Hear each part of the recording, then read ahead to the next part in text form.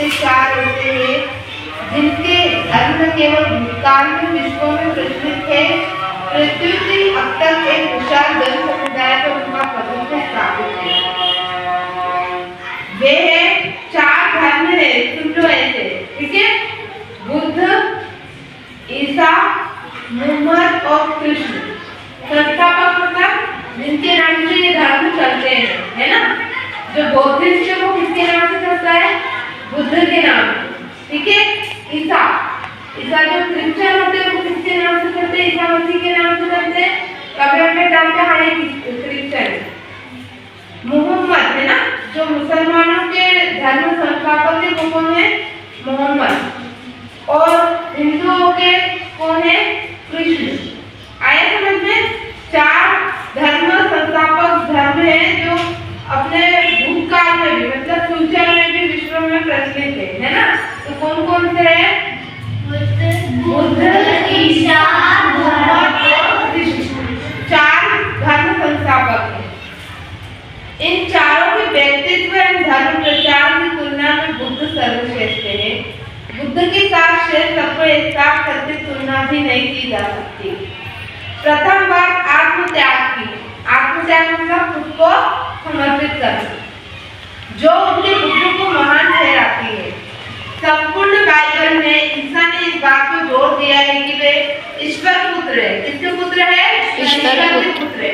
और जो लोग ईश्वरीय राज्य तक पहुंचने की कामना करते हैं वे सब असफल रहेंगे जब तक कि वे अपने को ईश्वर को प्रमाणित न करें।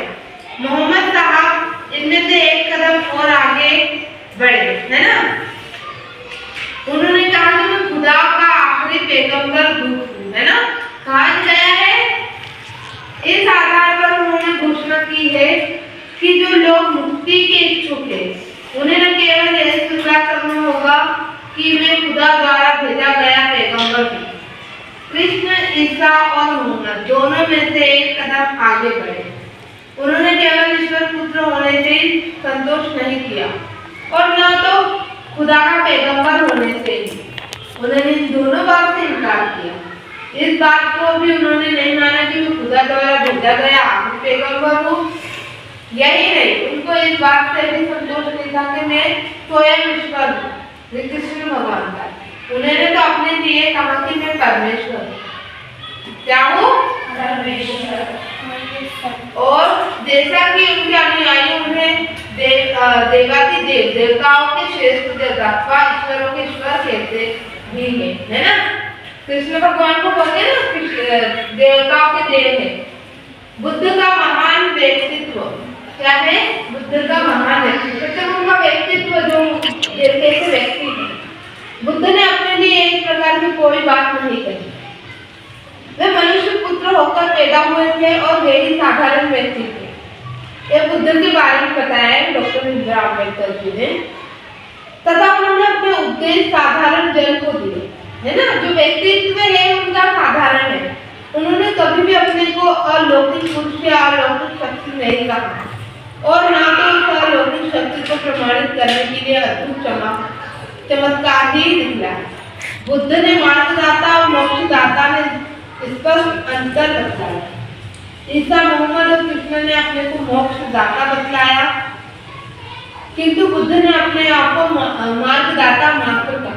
मार्गदाता मतलब जैसे टीचर आपको बताते हैं कि आपको ये करना है, आगे आपकी इच्छा है, आपको वो पढ़ना है। जैसे अभी रिवीजन चल रहा होगा सभी का, टीचर ने क्या बोला ये याद करना है। अब वो आपका बता दिया है, आपको वो करना है कि आपको पढ़ना है या नहीं। हमने तो आपको मार्ग दिखाया है ना? आया समझ में? मार्गदाता किसे कहते हैं? इन चारों धर्म प्रदेशों को में दूसरे भी विभेद है। ईसा मोहम्मद ने कहा कि हम जो कुछ भी कहते हैं वह ईश्वर का वचन है और इस ईश्वरीय वचन के प्रति अविश्वास या संदेह नहीं किया जा सकता। कृष्ण अपने कथनानुसार देवादिदेव थे, अतः उनकी शिक्षा मूल और अंतिम ही थी, पर भी अविश्वास और संदेह नहीं किया जा सकता, है ना? किंतु बुद्ध ने जो कुछ भी उपदेश दिया उसे आप मूल कर मान लेने के लिए कदापि कदापि नहीं कहा, है ना। जो भी मतलब गौतम बुद्ध बोलते जो भी मैं कह रहा हूँ उस पर विश्वास ही मत करो कि हाँ ठीक है ऐसा ही करेंगे। किंतु बुद्ध ने जो भी महापरिनिर्वाण निर्वाण सूत्र में उन्होंने आयुष्मान आदर्श से कहा कि धर्म अभ्यास और आचरण पर निर्भर है, इसे अंधविश्वास पूर्वक नहीं ग्रहण करना चाहिए, इसमें अपेक्षित सुधार भी किया जा सकता है। समय और परिस्थिति के अनुसार आवश्यकता होने पर नियमों में परिवर्तन किया जा सकता है ना। जरूरी नहीं कि मैं जो नियम दे रही हूँ वही पढ़ो, आपके भी अकॉर्डिंग जो भी पढ़ने जैसे भी करना है वैसे करो। वे चाहते थे कि उनका धर्म अतीत के शुष्क वृक्ष की भांति न रहे, बल्कि हर समय हरी भरी पत्तियों के साथ जीवित रहे। यही कारण है कि उन्होंने अपने अनुयायियों को आवश्यकता पड़ने पर उसमें परिवर्तन करने की स्वतंत्रता दे दी। अन्य किसी धर्म के शिक्षा से ऐसा करने का साहस नहीं किया। वे धर्म सुधार से भयभीत थे, उन्हें भय था कि सुधार करने से, छूट देने से उनके धर्म का आकार भी बदल सकता है। बुद्ध को ऐसा भय नहीं था, उन्हें अपने धर्म की दृढ़ नींव पर पूर्ण विश्वास था। वे जानते थे कि सुधार से धर्म का ही हित होगा, हानि नहीं।